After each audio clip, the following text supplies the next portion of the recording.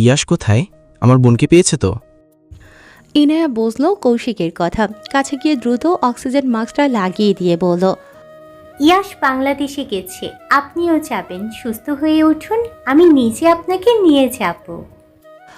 কষ্ট করে কিছুটা হাসল কৌশিক, চোখ ঘুরিয়ে পানি পড়ছে ক্রমাগত, তবুও আগের মতো করে বলল সে। আমার আর বাংলাদেশ যাওয়া হবে না। ইনার হাতটা কাঁপছে, হঠাৎ করে বুকের ভেতরটা মোচড় দিয়ে উঠেছে ওর। কৌশিকের কান্নায় ইনায়ারও কেমন কান্না পাচ্ছে, কান্না আটকে রাখতে ব্যর্থ হলো সে। পাশের চেয়ারটাতে বসেই মুখে দু হাত চেপে ডুকরে কেঁদে উঠল ইনায়া। কৌশিক বুঝল না ইনায়ার কান্নার কারণ, সে না হয় কাছে নিজের অনিশ্চিত ভাগ্যের জন্য, ইনায়া কাছে কেন? বিছানায় শুয়ে থাকা কাশপিয়ার গায়ে হাত দিয়ে দেখল ইয়াশ, মেয়েটার গা জড়িয়ে পড়ে যাচ্ছে, কাঁপছে প্রচণ্ড। হুট করে কেন হলো এমন? এদিকে আসার সময় কাশপিয়ার পছন্দের চকলেট, আইসক্রিম আর বেলি ফুলের বানানো গাছটা নিয়ে এসেছিল ইয়াশ। ওকে আর দেয়া হয়নি জিনিসগুলো। ফুলটা রেখে আইসক্রিমটা ফেলে দিয়েছে জানালা দিয়ে। বাড়িতে আপাতত কেউই নেই। উজ্জ্বল খানিকক্ষণ আগেই বেরিয়ে গেছে কোথাও। ঈশানের অবস্থা ভালো না, তাই সবাই গিয়েছেন হসপিটালে। ইয়াশকে যেতে বলা হলেও যায়নি সে। চোখের সামনে ঈশানকে দেখলেই মেরেই ফেলবে হয়তো। ইয়াশ একটা নরম সুতি কাপড় ভিজিয়ে কপালে দিয়েছে কাশপিয়ার।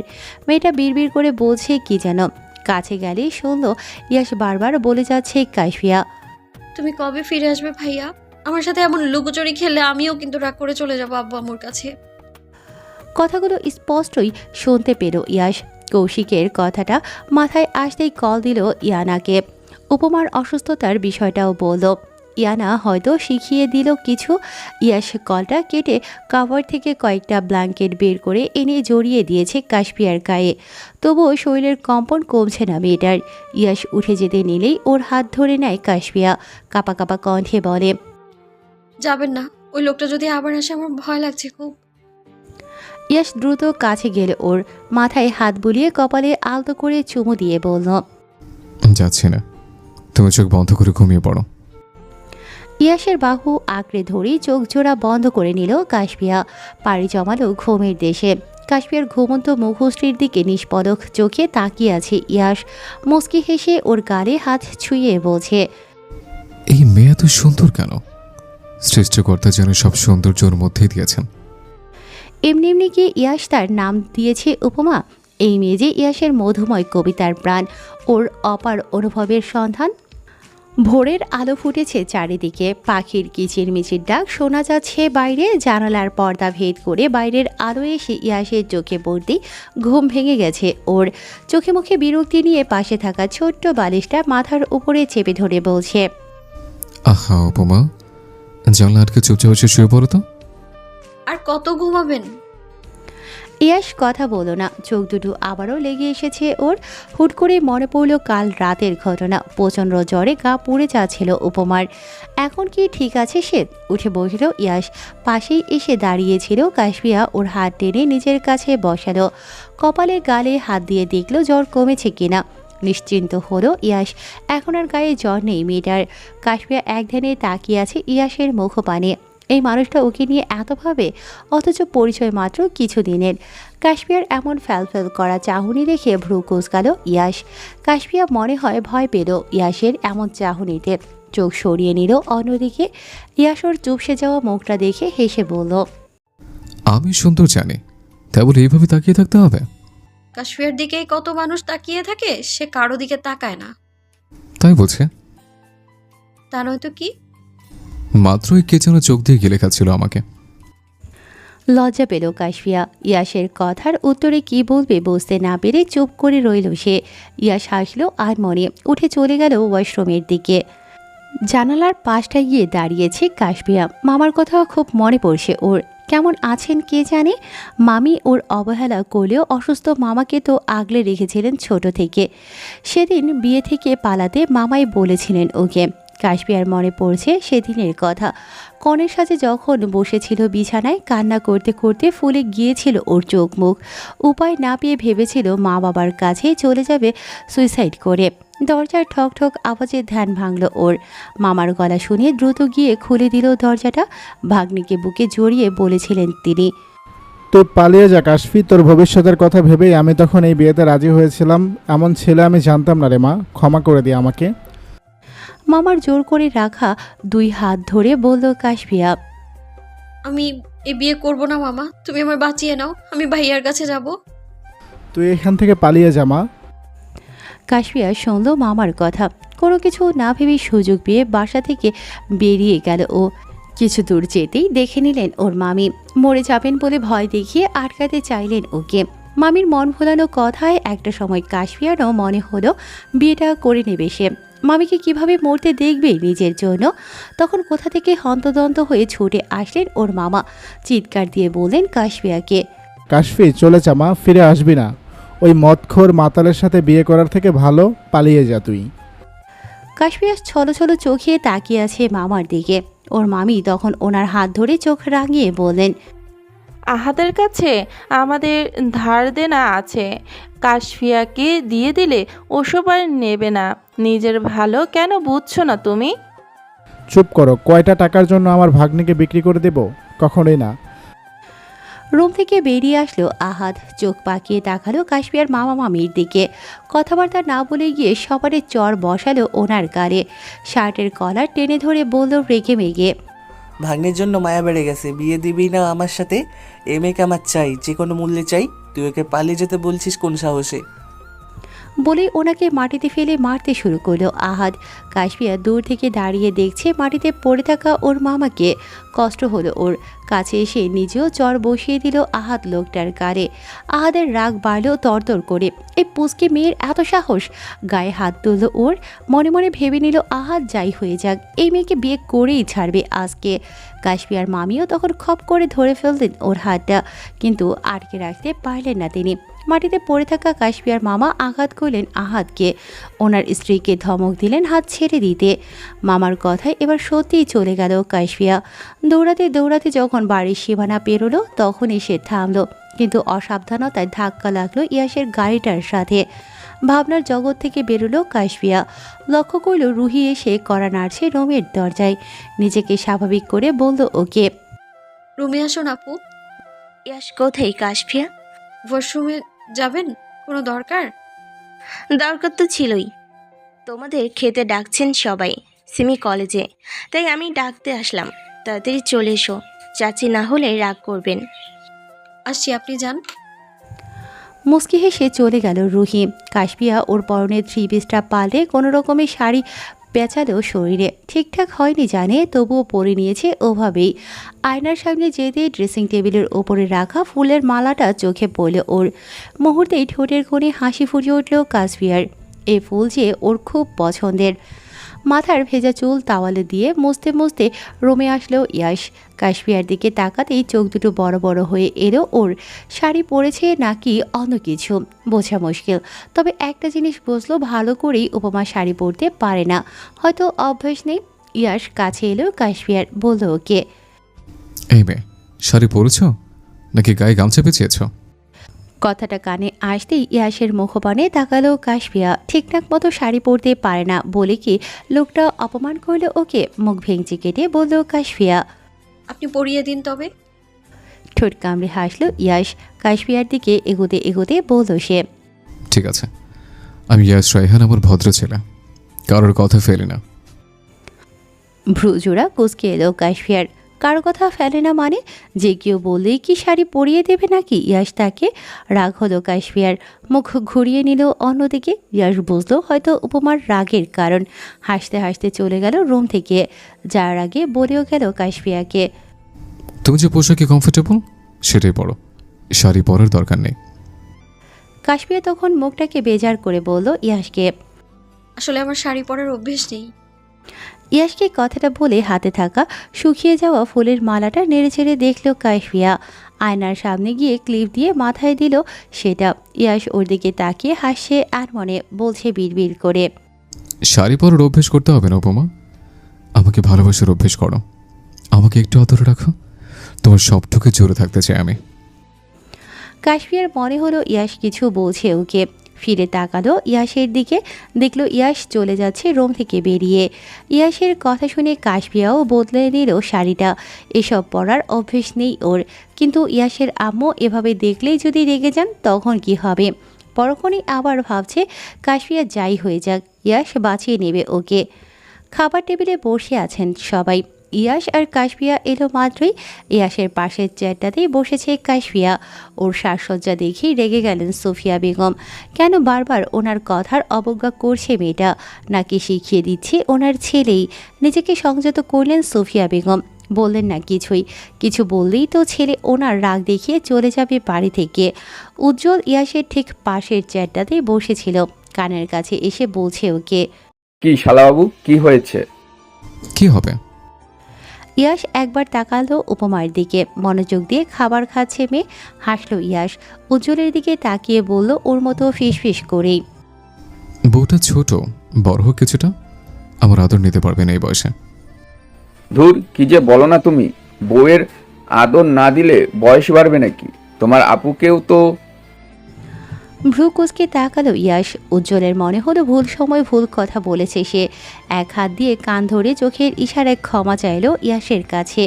এ ছেলেকে বোঝে না উজ্জ্বল, কখন যে মজা করে আর কখন রাগ এটাও বুঝতে পারে না সে। হসপিটালের বেডে শুয়ে থাকা কৌশিকের অবস্থা ক্রমশই খারাপের দিকে যাচ্ছে। ইনায়া আর হসপিটালের অন্য ডাক্তাররা ঘিরে রেখেছেন ওকে, প্রাণপণে চেষ্টা করছেন ছেলেটাকে বাঁচিয়ে তোলার, কিন্তু অবস্থার অবনতি হচ্ছে কৌশিকের। শ্বাস নিতে অনেক কষ্ট হচ্ছে ওর, চোখ গড়িয়ে পানি পড়ছে ছেলেটার, বারবার বোনের মুখটা ভেসে উঠছে চোখের সামনে। এখন কিছুটা ঠিক হয়েছে কৌশিক, ভয় কমেছে ইনায়ার, কিন্তু কিছুক্ষণ পরেই যদি আবার এরকম হয়, কোনোভাবেই কৌশিকের ক্ষতি হতে দেবে না। যেভাবেই হোক বাঁচাতে হবে কৌশিককে। ইয়াসকে যে কথা দিয়েছে ইনায়া, ডক্টররা সহ সবাই বেরিয়ে গেছেন। কৌশিককে শিফট করা হয়েছে অন্য কেবিনে। হাতের গ্লাভস আর গায়ের অ্যাপ্রনটা খুলে নিয়েছে ইনায়া। চেয়ার টেনে বসেছে কৌশিকের পাশে। বেশ কিছুক্ষণ পর জ্ঞান ফিরেছে ছেলেটার। চোখ খুলে তাকাতেই দেখলো এক অতি সুন্দর রমণী বসে আছে ওর পাশটায়, আদর করে হাত বুলিয়ে দিচ্ছে মাথায়। সব রেখে কৌশিকের চোখ গলে ইনায়ার ছলো চোখ চোরার দিকে। কান্নার কারণে চোখের কাজল লেপটে গেছে মেয়েটার, তবুও কত সুন্দর লাগছে ওকে। মুখে যেন রাজ্যের মায়া।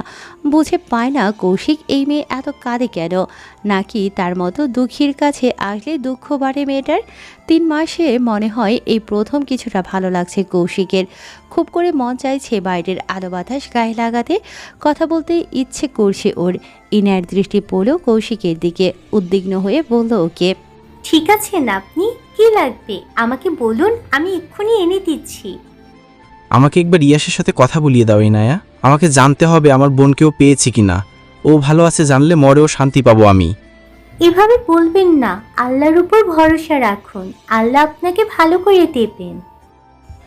চোখ বন্ধ করে শ্বাস ছাড়ল কৌশিক। ইনায়া কল দিল ইয়াসের ফোনে, যদিও জানে এই সময় কল রিসিভ করবে না ইয়াস। প্রথমবার রিংটন বাজতে বাজতে কেটে গেল। পরের বার কেউ একজন ধরল, ইয়াসই কলটা রিসিভ করেছে ভেবে লাউড স্পিকারে দিল ইনায়া। কথা বলছে না কেউ। ফোনের ওপাশের নীরবতা দেখে ইনায়াই আগে বলল, ইয়াশ রায়হান আছেন? ভেসে এলো একটা মেয়েলি কণ্ঠস্বর। বলল সে, উনি রুমে নেই। কোথায় আছে? বাইরে গেছেন, আসলে আমি বলে দেবো আপনি ফোন দিয়েছিলেন। ইনায়া কিছু বলার আগেই ফোনের লাইন কেটে গেল। পাশ ফিরতেই দেখল কৌশিক একদিনে তাকিয়ে আছে ওর দিকে। ফোনের অপর প্রান্তে কথা বলা মেয়েটার কণ্ঠস্বর খুব চেনা পরিচিত মনে হলো কৌশিকের। মনে হলো নিজের কেউ। এই কণ্ঠস্বর, কথা বলার ধরন যে ওর বোনের মতো। তবে কি ইয়াস খুঁজে পেয়েছে কাশফিয়াকে? আজ 15 দিনের মতো হলো ঈশান হাসপাতালে আছে। নিয়ম করে প্রতিদিনই ছেলের জন্য খাবার নিয়ে আসতেন সুফিয়া বেগম। হাসপাতালে এসেই যখন দেখতেন হাতে পায়ে ব্যান্ডেজ করা ঈশান ব্যথায় কাতরাচ্ছে, মনটা খারাপ হয়ে যেত ওনার। আজকে ঈশানকে বাড়িতে নিয়ে আসা হয়েছে। মাথা আর হাতে ব্যথা পেয়েছে অনেকটা, এখনও হাত নাড়াতে পারে না সে। ধরে ধরে সুফিয়া বেগম বাড়ির ভেতরে নিয়ে এসেছেন ছেলেকে। সিঁড়ি বেয়ে দোতলায় উঠবে তখনই ঈশানের ধাক্কা লাগে কারো সাথে। মুখ তুলে চাইলেই দেখলো ওর সামনে ভ্রু কুঁচকে দাঁড়িয়ে থাকা ইয়াসকে। শুকনো ঢোক গেল ঈশান, দাঁড়িয়ে পড়ল গিয়ে মায়ের পিছনে। ইয়াশ এদিকে রেগেছে প্রচণ্ড, রক্তচক্ষু নিয়ে তাকিয়ে আছে ঈশানের দিকে। সুফিয়া বেগম ধমকের স্বরে বললেন ছেলেকে, হচ্ছেটা কি ইয়াশ? ঈশান তোমার ভাই হয়। আমার চাহনিতে তোমার ছেলে ঝলসে যাবে না আম্মু। শার্টের হাতা গোটাতে গোটাতে নিচে নামছে ইয়াশ। তখনই কথাটা বলেছে সুফিয়া বেগমকে। দূরত্ব খুব বেশি নয়, তবুও ছেলের সম্পূর্ণ কথাটা বুঝতে পারেননি সুফিয়া বেগম। প্রশ্ন করলেন তাকে, কিছু বললে ইয়াশ? প্রত্যুত্তর করল না ইয়াশ। গটগট করে হেঁটে চলে গেল বাড়ির বাইরে। মাথায় কত শত ভাবনা ইয়াশের। তাকে আবারও ফিরে যেতে হবে লন্ডনে। এখানে ভালো লাগছে না, কোনো কাজই মন বসছে না। কৌশিক কেমন আছে নিশ্চোখে না দেখলে যে শান্তি পাচ্ছে না মনে। যতদিন না কৌশিক ঠিক হচ্ছে চলে যায় কিভাবে। উপমা যে তার দায়িত্ব, শুধু কি দায়িত্ব, মেয়েটার প্রতি ইয়াশের এক আকাশ পরিমাণ মুগ্ধতা। ওকে না দেখলে, কথা না বললে যে মন শান্ত হয় না ইয়াশের। এই অসুখ সারাবে কী করে? বেশ কিছুক্ষণ পর সিমি কোথা থেকে দৌড়ে এসেছে কাশফিয়ার কাছে। হাঁপাতে হাঁপাতে ফোনটা কাশফিয়ার সামনে ধরে বলছে, মামাই তোমাকে খুঁজছি নতুন মামি। ফোনটা হাতে নিল কাশফিয়া। সেন্টার টেবিলে রাখা পানির গ্লাসটা হাতে নিয়ে পানি খেতে বলল সিমিকে। ফোনটা কানে ধরল সে, কিন্তু কথা না বলে নীরব রইল। ইয়াশ বুঝল না এই নীরবতার কারণ। যে মেয়ে সারাক্ষণ কথা বলে তার সামনে, সে এখন চুপ কেন? নীরবতা ভেঙে প্রথম কথাটা বলল ইয়াশি, উপমা, বলুন। সোফার পাশের সেন্টার টেবিলের উপর একটা শপিং ব্যাগ রেখে এসছে, তুমি তো সেটা পেয়েছ? ইয়াশের কথা অনুসরণ করে কাশফিয়া তাকালো ওদিকে। চোখে পড়ল একটা শপিং ব্যাগ। বলল ইয়াশকে, হ্যাঁ পেয়েছি। ওগুলো পুরো রেডি হয়ে নিচে আসো, আমি অপেক্ষা করছি। ভাইয়ের কাছে নিয়ে যাবেন? কথা বলো না ইয়াশ। এই মেয়ে এত ভাই পাগল কেন? তার জন্য পাগল হলে কি খুব খারাপ হতো? ইয়াশের যে ইচ্ছে করে মেয়েটার হৃদয়ে থাকতে, মন মস্তিষ্কে বিচরণ করতে। ইয়াশ ধমক দিল উপমাকে। বলল গম্ভীর কণ্ঠে, ভাই পাগল না হয়ে স্বামী পাগল তো হতে পারো। আপনি বলছেন এই কথা? তিত করলা এত মিষ্টি হলো কি করে? উপমার কথাটা হয়তো পছন্দ হলো না। ইয়াশের ধমকের স্বরে বলল উপমাকে, তাড়াতাড়ি আসবে নাকি চলে যাব? আরে বাবা আসছি, অপেক্ষা করুন। ফোন কলটা কেটে দিল কাশফিয়া। সিমিও চলে গেল রুম থেকে বেরিয়ে। শপিং ব্যাগটা খুলতেই একটা সুন্দর নীল শাড়ি নজরে আসলো কাশফিয়ার। তার সাথে সুন্দর জুয়েলারি সেট, সাথে বেলি ফুলের গাছটাও ছিল। ঠোঁটের কোণে হাসি ফুটে উঠল কাশফিয়ার। এই কিছুদিনেই ইয়াশের সাথে সম্পর্কটা ওর বেস্ট ফ্রেন্ডের মতো হয়ে গেছে, তাই কিছু বলতে দ্বিধাবোধ করে না তেমন। তবে মাঝে মধ্যে ইয়াশের বড়সড় ধমকে ভয় পেয়ে চুপ করে যায় সে। কাশফিয়া এখন শাড়ি পরতে পারে। চেষ্টা করতে করতে কিভাবে যেন শিখে গেছে। আজকে সে নিজেই শাড়ি পরেছে, মুখে হালকা মেকআপ লাগিয়েছে, ঠোঁটে গাঢ় গোলাপি রঙের লিপস্টিক। এইটুকু সাজেই অপূর্ব লাগছে ওকে। সবই ঠিক আছে, কিন্তু বেলি ফুলের গাছড়াটা যে চুলে গাঁথবে কি করে? ফুলটা হাতে নিয়ে বেরিয়ে গেল কাশফিয়া। নিচে আসতেই সামনে পড়ল আফিয়া আর ইয়াশের আম্মু সুফিয়া বেগমকে। চোখ রাঙিয়ে কাশফিয়ার দিকে তাকিয়ে আছেন মামির দুজনেই। আফিয়া কটমট কণ্ঠে বলছে কাশফিয়াকে, সেজেগুজে কোথায় যাওয়া হচ্ছে? প্রেমিকের সাথে দেখা করতে বুঝি? ভ্রু কুচকালেন সুফিয়া বেগম। রেগে বললেন মেয়েকে, আহ, কি হচ্ছে আফিয়া? ও তোমার ভাইয়ের বউ, এসব কথা মুখ থেকে বের করার সাহস পাও কোথায়? ভয়ে আর অপমান বোধে আফিয়া মাথা নিচু করে ফেলল। বলল মিনমিনের কণ্ঠে, এই বয়সে মেয়েদের তো প্রেম ভালোবাসার প্রতি ঝোঁক থাকে বেশি আম্মু, আমি ওভাবে বলতে চাইনি। দরজার সাথে হাতান দিয়ে বুকে দু হাত ভাঁজ করে দাঁড়িয়েছিল ইয়াশ। বোনের এমন কথায় রাগ বাড়ল তরতর করে। বলে উঠল তখন, ওর বয়সটা তুই, রোহি আর বাড়ির প্রত্যেক মেয়ে পার করে এসছিস, তোর এসব করেছিস বুঝে? ভাইয়ের শান্ত কণ্ঠের ধমকে ভয় পেয়ে গেল আফিয়া। নিজেকে সামনে নিয়ে বলল ইয়াশকে, কথায় কথায় এবারের মেয়েদের সাথে তোর বউকে মেলাবি না ইয়াশ। মেলাবো না, কারণ আমার উপমা আলাদা। কিন্তু ওকে অপমান করলে হাজব্যান্ড হিসেবে আমার চুপ থাকাটা মানায় না। এছাড়ার অবস্থা দেখেছো তো? তুই কি আমাকে ভয় দেখাচ্ছিস? না, সাবধান করছে। কাশফিয়া একবার তাকাচ্ছে ইয়াশের দিকে, তো আরেকবার তাকাচ্ছে ওর শাশুড়ি আর ওনার মেয়ের দিকে। বাইরে যাওয়া নিয়ে এত কাহিনী হয়ে যাবে জানলে কাশফিয়া রেডিই হতো না।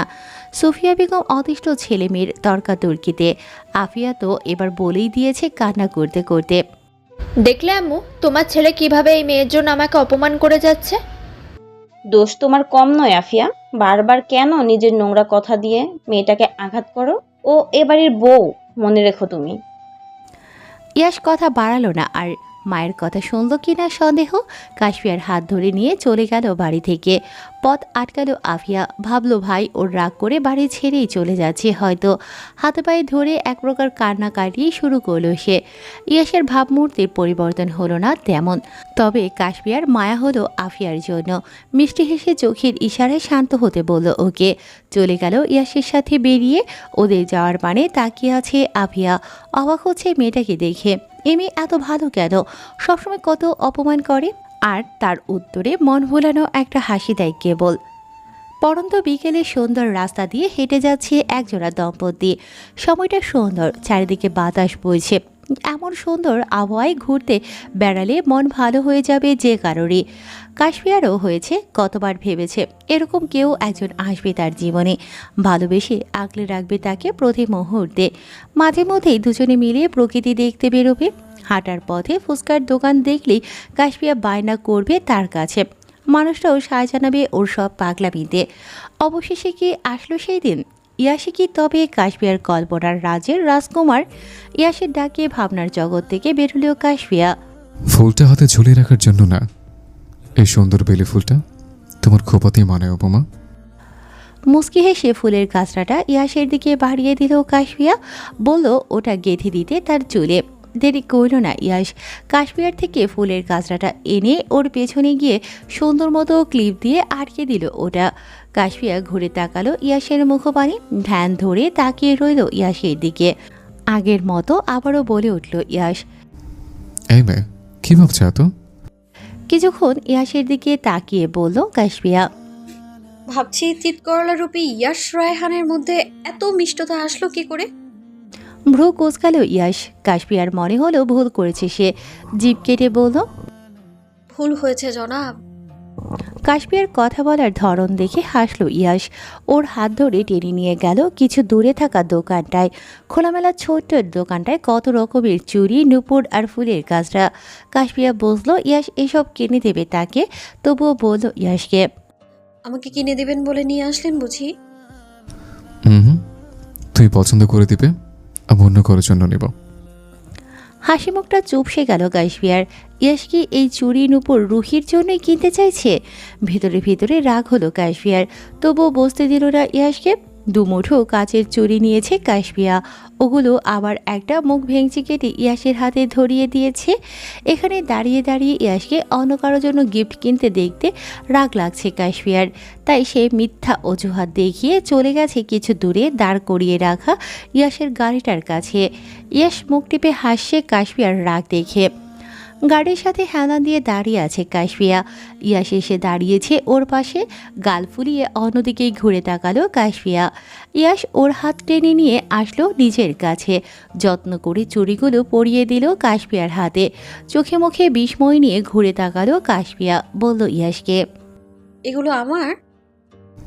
আমার বলছে আরো কয়েকটা বউ আছে। ইয়াসের উত্তর শুনে কেবল হাসলো কাশফিয়া। বুঝলো তাকে রাগাতে ইয়াস বলেছিল এভাবে। গাড়ি চলছে তার আপন গতিতে। বাড়ির রাস্তা ধরেই যাচ্ছে কাশফিয়া আর ইয়াস। ড্রাইভিং সিটে বসে আছে ইয়াস, কাশফিয়া তার পাশের সিটটাতেই। ঘুরতে ঘুরতে প্রায় সন্ধ্যা এখন। আজকে কাশফিয়ার মনটা অনেক ভালো। কতদিন পর এভাবে ঘুরলো জানা নেই তার। লাস্ট যখন কৌশিক এসেছিল কিছুদিনের জন্য দেশে, তখনই ভাইয়ের সাথে ঘুরতে বেরিয়েছিল কাশফিয়া। আচ্ছা, ইয়াস কিভাবে জানে ওর পছন্দ অপছন্দ সম্পর্কে? ইয়াস যেমন ছেলে এরকম জায়গায় ঘোরাঘুরি করা, ফুচকা খাওয়া বা ওই ছোট দোকানটা থেকে গিফট কিনে কাশফিয়াকে দেয়া, এসব ওর সাথে যায় না বোধ হয়। তবে কি ইয়াস কাশফিয়ার জন্যই করলো এত কিছু? আনমনে হাসলো কাশফিয়া, ভাবলো মনে মনে সে যে নিজের সবটুকু দিয়ে ভালোবাসে ইয়াসকে। এটা কি ইয়াস জানে? জানে না হয়তো। আচ্ছা, ইয়াসও তাকে পছন্দ করে যেভাবে কাশফিয়া পছন্দ করে ইয়াসকে। বলে দেখবে একবার। মনটাকে শান্ত করতেই কাশফিয়া বলল ইয়াসকে, ভালোবাসেন আমায়? ইয়াসের ভাবভঙ্গির পরিবর্তন হলো না তেমন। মুখটা আগের তুলনায় গম্ভীর হয়েছে আরও। ইয়াস কি তবে রাগ করল কাশফিয়ার প্রশ্নে? ভালোবাসে না তাকে? দ্বিতীয়বার একই কথা জিজ্ঞেস করল কাশফিয়া। কি হলো বলছে না যে? ভালোবাসেন না আমাকে? ভালোবাসার বয়স হয়েছে তোমার? বিয়ে করার বয়স হয়েছে আমার। কথার উত্তর না দিয়ে পাল্টা প্রশ্নে ভ্রু কুঁচকাল ইয়াশ। রেগে বলল উপমাকে। মানে? বিয়ে করে এখন জিজ্ঞেস করছেন ভালোবাসার বয়স হয়েছে কিনা? ভালোবাসার বয়স না হলেও তো বিয়ের বয়সও তো হয়নি আমার, অথচ আপনি আমাকে ভুলিয়ে ভালিয়ে বিয়ে করে বসে আছেন। কিসের সাথে কি মেলাচ্ছে উপমা? তুমি বিপদে পড়েছিলে বলেই আমি বাঁচিয়েছি। বিয়ে না করলে আমার বাড়িতে কোন পরিচয় নিয়ে যেতাম তোমাকে? মন খারাপ হয়ে এলো কাশফিয়ার। ইয়াশ তবে ভালোবাসে না তাকে, তাহলে কেন এত খেয়াল রাখে তার? কিছুক্ষণ চুপ থেকে বলল আবারও Yash. After all you are my responsibility. বিস্মিত নেত্রে ইয়াশের মুখপানে তাকালো কাশফিয়া। প্রশ্ন করল ওকে। কিসের রেসপন্সিবিলিটি? কে দিয়েছে আমার রেসপন্সিবিলিটি আপনাকে? একের পর এক প্রশ্ন করায় রাগ হলো ইয়াশের। বড়সড় ধমক দিয়ে চুপ করিয়ে দিল কাশফিয়াকে। চোখজোড়া ছলছল করছে কাশফিয়ার। হৃদয়ে জন্ম নেওয়া ভালোবাসা ভেঙে চুরমার হয়ে গেছে মুহূর্তেই। মাথায় থাকা ফুলের গাছরা খুলে ফেলেছে গাড়ির জানালা দিয়ে। হাতের চুড়িগুলো অন্য হাতে চেপে ভেঙে গেছে ওর। ইয়াশ কি জানে অষ্টাদশীর মন জুড়ে তোলপাড় শুরু হয়েছে তার জন্য? তাকে পাওয়ার জন্য ব্যাকুল হয়ে উঠেছে উপমার মন। অসুস্থতা কমেছে কৌশিকের। এখন হাঁটাচলা করতেও সমস্যা হয় না খুব একটা। আল্লাহর অশেষ রহমতে সুস্থ হয়ে উঠেছে সে। টানা 4 মাস পর বাইরে বেরিয়েছে কৌশিক। একটা হুইল চেয়ারে বসিয়ে তাকে ফ্ল্যাটের পুরো গার্ডেন ঘুরিয়ে দেখাচ্ছে ইনায়া। হসপিটাল থেকে বাসায় নিয়ে এসেছে 1 সপ্তাহ হলো। বাড়িতে ইনায়ার আম্মু আব্বু ছাড়া আর কেউই থাকে না। কৌশিক ছেলেটাকে ওনারা খুবই পছন্দ করেন। হসপিটালে থাকাকালীন কতদিন কৌশিকের খাবার বানিয়ে নিয়ে গেছেন ইনায়ার আম্মু। সেজন্য সাহস করে ইনায়া নিজের বাসায় নিয়ে আসলো কৌশিককে। এখানে থাকলে সে দেখাশোনা করতে পারবে ছেলেটার। বাইরের সুন্দর আবহাওয়ায় রাস্তা দিয়ে হেঁটে যাচ্ছে ইনায়া। কৌশিক চেয়ারে বসে মাথা ঘুরিয়ে তাকিয়েছে ওর দিকে। এই মেয়েটাকে দেখলে ভীষণ অবাক হয় কৌশিক। কোথায় নিজের পড়াশোনা, ক্যারিয়ার আর কাজ নিয়ে ব্যস্ত থাকবে, তা না করে মেয়েটা সারাদিন পড়ে থাকে ওর পিছেই। ইনায়া মেয়েটা যে তাকে পছন্দ করে বিষয়টা কৌশিকের অজানা নয়, কিন্তু নিজের অনিশ্চিত ভবিষ্যতের কথা ভেবে কখনোই সাহস দেখায়নি ইনায়াকে ভালোবাসার কথা বলতে। তবে আজকে যে ইচ্ছে করছে মেয়েটার সব ঋণ শোধ করে দিতে, এত ভালোবাসার প্রতিদানে তাকে ভালোবাসা ফিরিয়ে দিতে। কৌশিককে নিজের দিকে এভাবে তাকিয়ে থাকতে দেখে ভ্রু উঁচিয়ে জিজ্ঞেস করলো ইনায়া। কি দেখছেন এভাবে? তোমাকে দেখছি ইনায়া। দেখার মতো কি আছে আমার মধ্যে? মুস্কি হেসে বলল কৌশিক।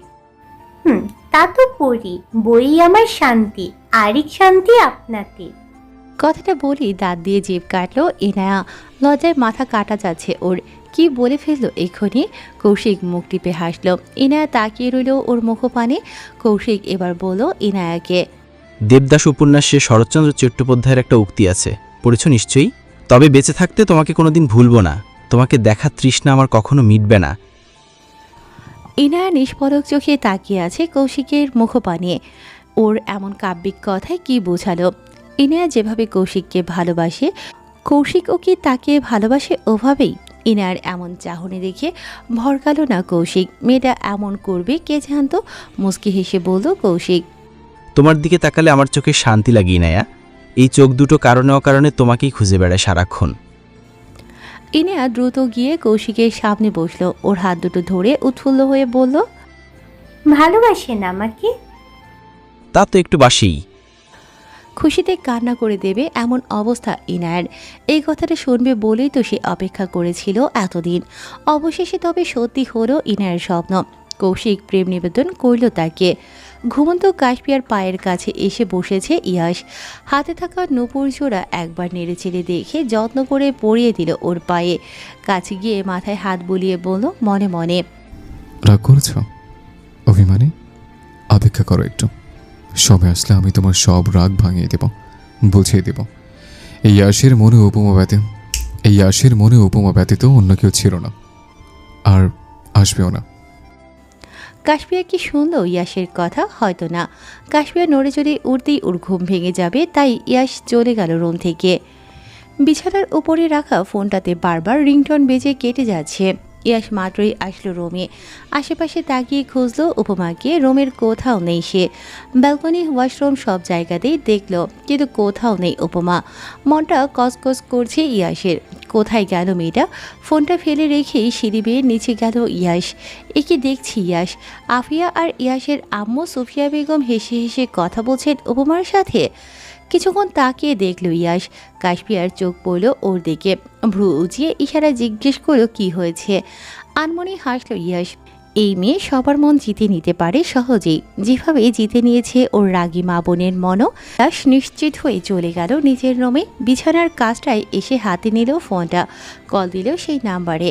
ফোনের ওপার প্রান্তের মানুষটা কল রিসিভ করতেই বলল ইয়াশ, কৌশিক, কৌশিক কেমন আছে ইনায়া? আপাতত ভালো ভয় নেই তো আর?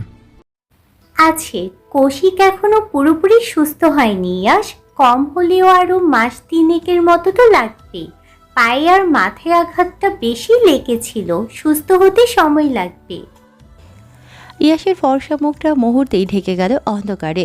কৌশিক পুরোপুরি ভালো না হলে নিজেকে যে ক্ষমা করতে পারবে না ইয়াশ। অ্যাক্সিডেন্টটা যে হয়েছিল ওর জন্যই। একটা সুস্থ সবল ছেলে তার জন্য অসুস্থ হয়ে পড়েছিল হসপিটালের বেডে। দীর্ঘশ্বাস ছাড়ল ইয়াশ। কানে আসলো ইনায়ের কথা। মেয়েটাকে পেয়েছিস? কার কথা বলছিস?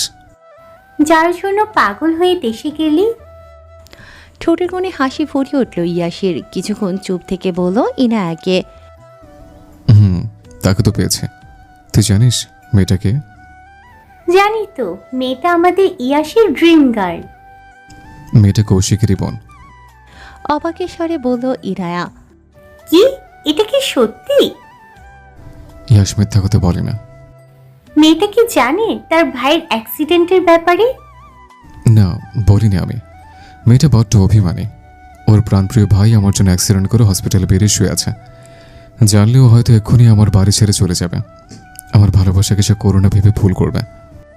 ইনায়াকে কথাগুলো বলে ব্যালকনি থেকে রুমের দিকে তাকালো ইয়াশ। পুরো রুমে কেউ নেই, উপমা হয়তো এখনও নিচেই আছে। এই ভেবে নিশ্চিন্ত হলো সে। ইনার সাথে বেশ কিছুক্ষণ কথা বলে কেটে দিল ফোনের লাইন। অভিমানের অভিমান হয়েছে।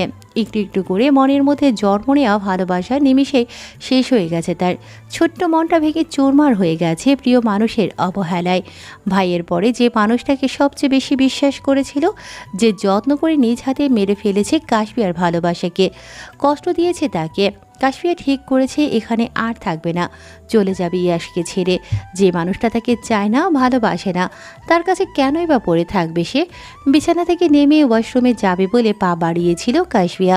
পায়ের দিকে তাকাতেই সুন্দর নুপুর জোড়া চোখে পড়ল ওর। অবাকে কপালে কিঞ্চিত ভাঁজ পড়ল তার।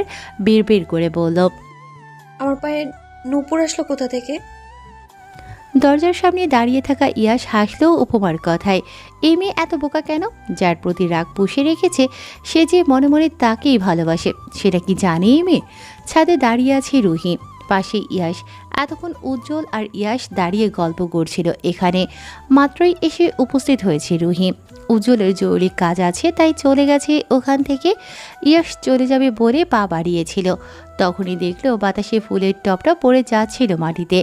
রুহি তার ঠিক পাশটাই দাঁড়িয়ে ব্যথা পাবে ভেবে ইয়াশ ওর হাত ধরে টান দিয়ে সরালো ওখান থেকে। টাল সামলাতে না পেরে পড়েই যাচ্ছিল রুহি। ইয়াশ আগলে নিয়েছে তাকে দু হাতে। মেয়েটা নিষ্পলক চোখে তাকিয়ে আছে ওর দিকে। ইয়াশের কেমন যেন লাগলো বিষয়টা। রুহিকে তো সে বরাবরই নিজের বোনের চোখে দেখে এসেছে। ইয়াশ চলে যেতে নিলেই বলল রুহি, আমাকে ভালোবাসা যায় না ইয়াশ? আমি এতটাই খারাপ? রুহির এমন কথায় অবাক হলো না ইয়াশ। মেয়েটার মনে যে তার প্রতি ভালো লাগা আছে এটা বুঝেছে অনেক আগেই। মাথা ঘুরিয়ে তাকালো রুহির দিকে, বলল ওকে, তুমি ভালো রুহি, ভীষণ ভালো, কিন্তু আমার ভালোবাসা যে নির্দিষ্ট কারোর জন্য। সেই ভাগ্যবতী তোমার উপমা নিশ্চয়ই। চুপ রইল ইয়াশ, তাকালো আকাশবাণী। কিছুক্ষণ পর বলল রুহিকে, তুমি তো অবুঝ নও রুহি। আমার হৃদয়ে চির অন্য নারী বিচরণ জানার পরেও তুমি আমাকে চাইছ। পৃথিবীর কোথাও না কোথাও এমন কেউ আছে যে তোমাকে ভালোবাসবে, বুঝবে, আগলে রাখবে। আমাকে চেয়ে পাপ পারিও না, নিজের ভবিষ্যৎ নিয়ে ভাবো। সেই মানুষটা তুমি হলে কি খুব ক্ষতি হতো ইয়াশ? আমি যে চেয়েও মাথা থেকে সরাতে পারি না তোমাকে। আমি কি করব বলো?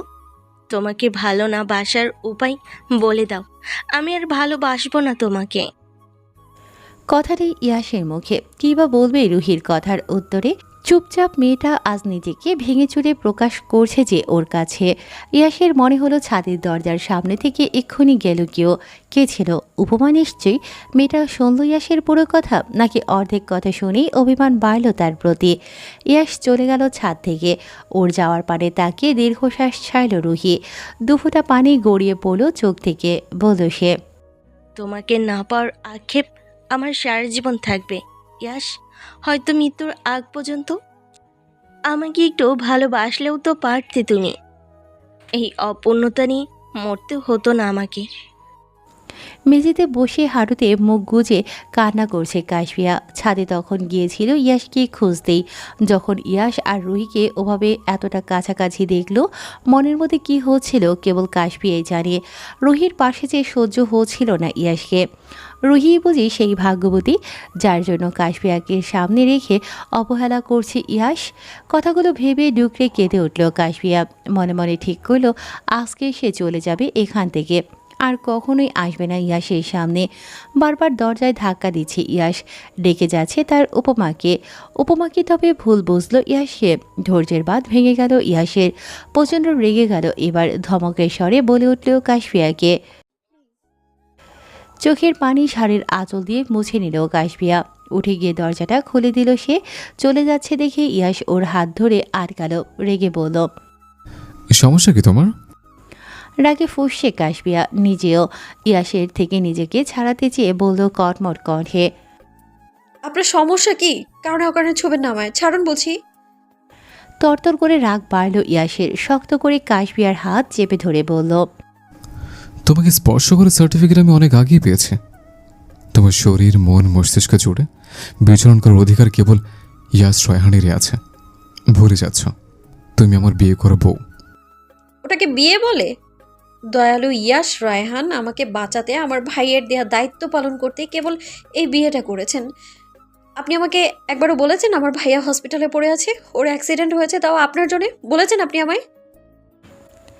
হাতের বাঁধন আলগা হয়ে এলো ইয়াসের। পিছিয়ে গেল কয়েক পা। এসব কথা উপমা জানল কি করে? তবে কি ইনায়ের সাথে ফোনে কথা বলা কথাগুলো সব শুনে নিয়েছে উপমা?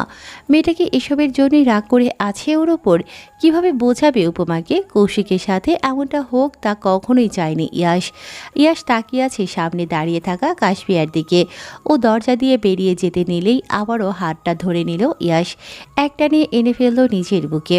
শরীর কাঁপছে ইয়াসের। কেমন অস্থির অস্থির লাগছে, ভয় হচ্ছে মনের মধ্যে। উপমাকে ছেড়ে চলে যাবে তাকে? ইয়াস যে মরে যাবে তাহলে। উপমাতেই যে ইয়াসের সব ভালোবাসা, ভালো লাগা, দুর্বলতা বুঝতে দিল না তা। চোখে মুখের ভাবভঙ্গি পরিবর্তন করে রাগ মিশ্রিত কণ্ঠে জিজ্ঞেস করল কাশফিয়াকে, কোথায় যাচ্ছ তুমি? চলে যাচ্ছি। আপনার সাথে থাকলে চোখের সামনে আপনাকে দেখলে দম বন্ধ লাগছে আমার। ইয়াস বাঁকা হেসে উপমার কোমর চেপে ধরে শক্ত করে চোখে মুখে রাগ নিয়ে বলল আবারও, দমাজকে মরে গেলেও তোমাকে আমার সাথেই থাকতে হবে। আমার থেকে ভুলেও পালাতে চাইবে না, জানে মেরে ফেলবে একদম। নিজেকে ছাড়ানোর জন্য ছটফট করছে কাশফিয়া। ইয়াস এক সময় নিজেই ছেড়ে দিল ওকে। পালাতে চাইলে নিজের শক্তপোক্ত হাত দিয়ে থাপ্পড় বসালো কাশফিয়ার নরম তুলতুলে গালে। ছলো ছলো চোখে ইয়াসের মুখপানে তাকালো কাশফিয়া। বুঝল ইয়াস হয়তো বিরক্ত ওর প্রতি, তাই তো অমানুষের মতো চর বসালো গালে। ইয়াস এভাবে মারতে পারল তাকে ভেবেই চোখের কোণে পানি জমেছে কাশফিয়ার। এই ইয়াসকে পুরোপুরি অচেনা লাগছে ওর। ইয়াস গম্ভীর, এটা সে জানে। মাঝে মধ্যেই ধমক দিয়ে উঠিয়ে ভুল করলে, কিন্তু এমন আচরণ এত কঠোর কি ইয়াস কেবল কাশফিয়ার প্রতি? রাগে রুমের জিনিসপত্র সব এক করে ভেঙে ফেলছে ইয়াস। বাড়ির লোকজন সবাই এসে দাঁড়িয়েছে ওদের রুমের দরজার সামনে। কি হয়েছে বুঝতে পারছে না কেউই। তবে কারোরই এটা বুঝতে বাকি নেই কাশফিয়ার সাথেই কোনো ঝামেলা হয়েছে ইয়াসের। সুফিয়া বেগম রুমে ঢুকলেন ইয়াসের। পরিস্থিতি সামাল দিতে নিজের সাথে করে নিয়ে গেলেন কাশফিয়াকে। ইয়াসের রাগ তো ওনার জানা, কখন আবার চড় থাপ্পড় মেরে বসে মেয়েটাকে। ছেলের রাগ কমলে না হয় নিজেই আবার দিয়ে যাবেন বৌমাকে। দিনের আলো কেটে গিয়ে রাত হয়েছে, চারিদিক ঢেকে গিয়েছে অন্ধকারে। বাইরে তুমুল বর্ষণ শুরু হয়েছে। প্রকৃতি আজ অশান্ত হয়ে উঠেছে হুট করেই। কাশপিয়া আর ইয়াসের মান অভিমানের পালা শেষ হয়নি এখনও।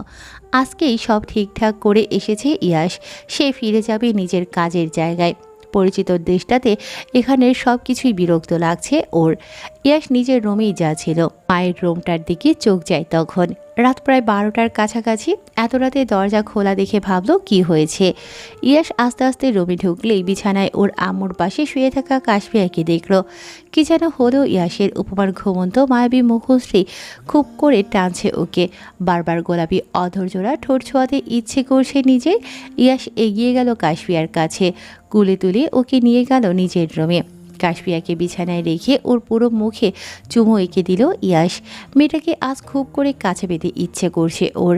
ওকে পুরোপুরি বিলীন করতে ইচ্ছে করছে নিজের মধ্যে। ইয়াস আস্তে আস্তে কানের কাছে গিয়ে ডাকলো কাশপিয়াকে। উপমা। ঘুমের মধ্যে ইয়াসের গলা জড়িয়ে ধরল কাশপিয়া, বলল অস্পষ্ট কণ্ঠে। ইয়াস হাত ছোঁয়ালো কাশপিয়ার ঠোঁটে, বলল ওকে আবারও, তোমার এই গোলাপ রঙের ঠোঁট জোড়া তখন নিতে দিবে আমাকে? কথা বলল না কাশপিয়া। আরেকটু শক্ত করে জড়িয়ে ধরল ইয়াসকে।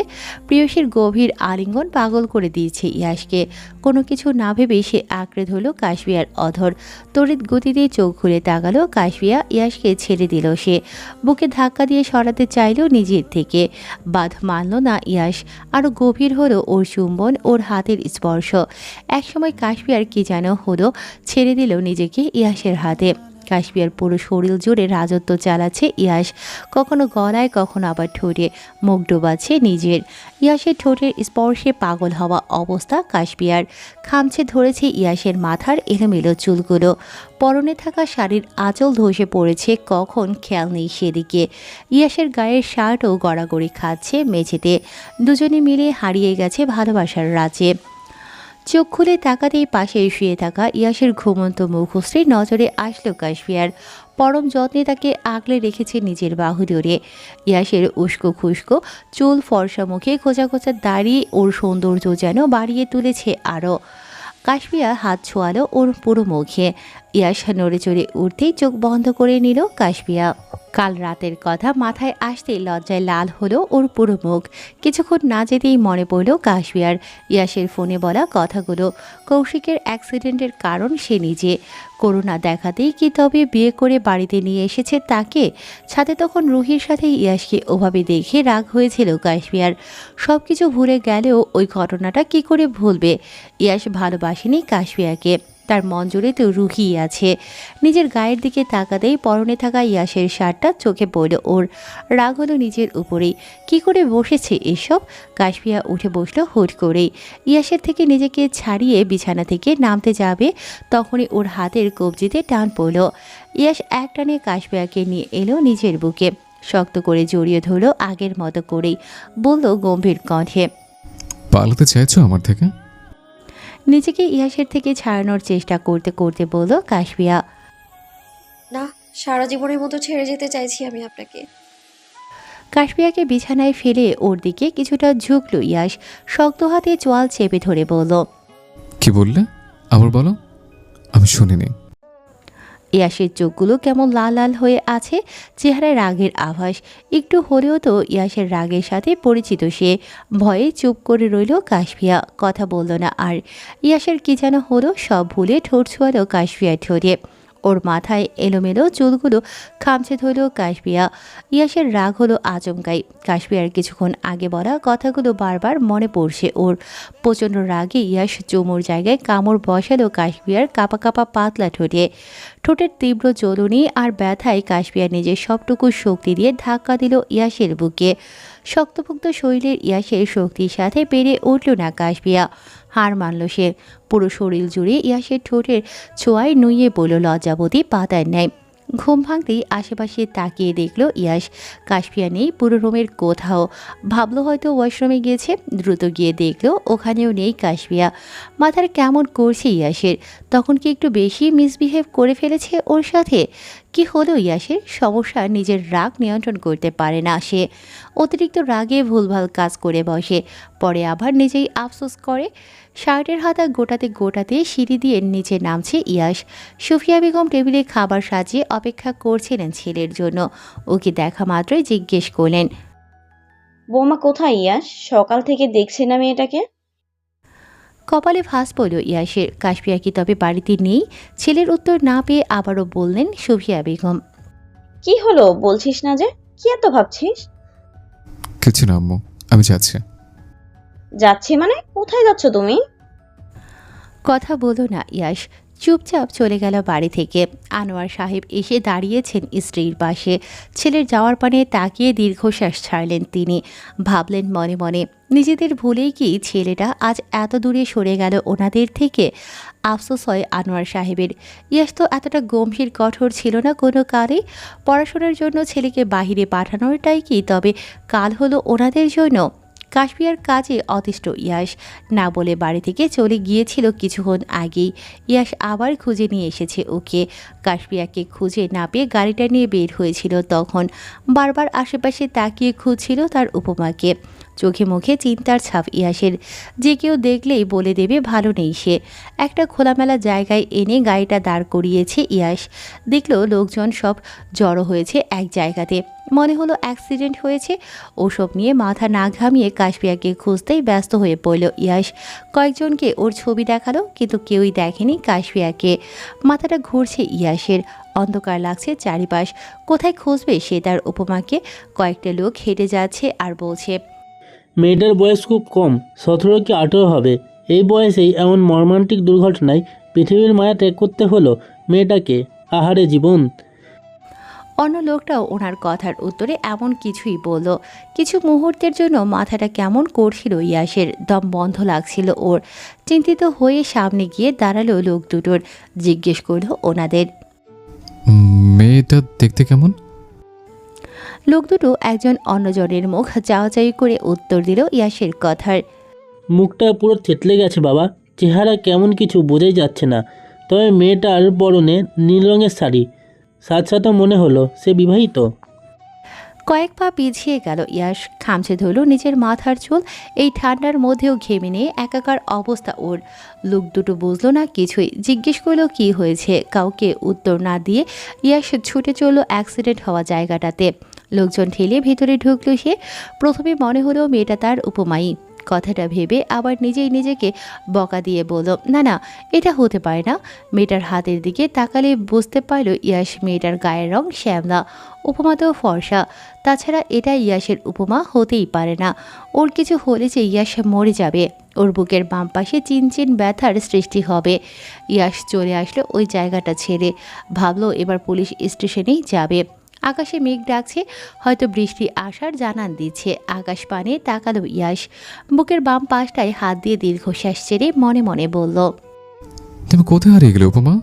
তুমি কোথায় হারিয়ে গেলে উপমা? আমার এখানটায় যে খুব ব্যথা করছে। কি করে সারাবো এই ব্যথা? কি করে কাটাবো তুমি নামক শূন্যতা? চোখ বন্ধ করে শ্বাস ফেলল ইয়াশ। পা বাড়াবে গাড়িতে ওঠার জন্য, তখনই রাস্তার ওপাশে চোখ গেল তার।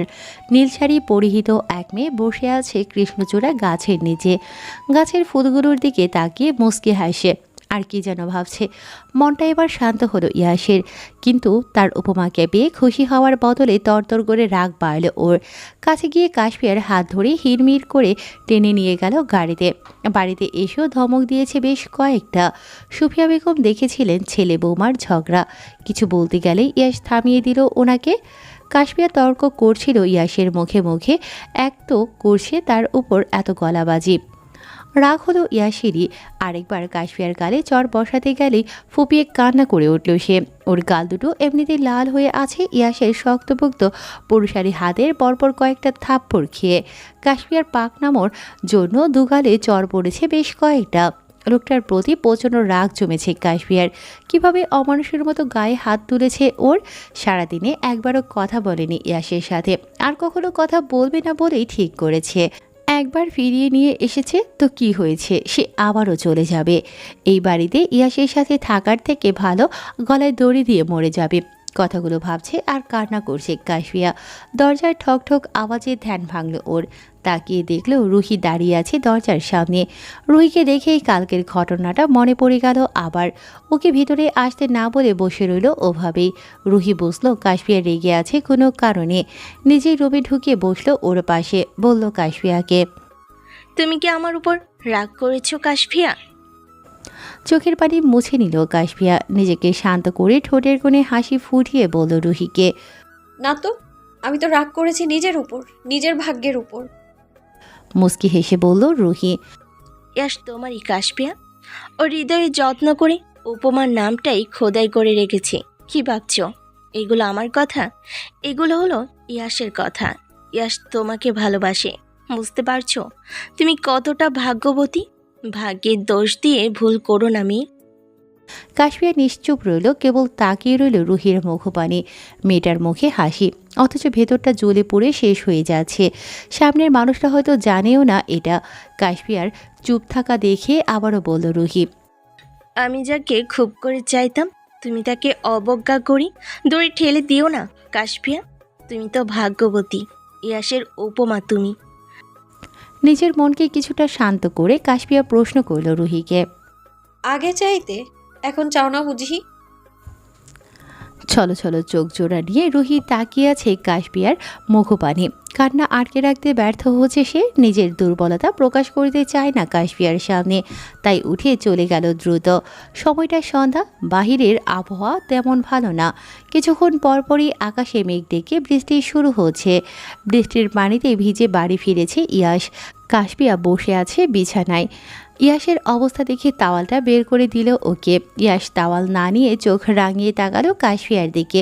মুখ ভেঙচি কেটে কাশফিয়াও চলে গেল তাওয়ালাটাকে মেঝে দিয়ে ছুঁড়ে ফেলে।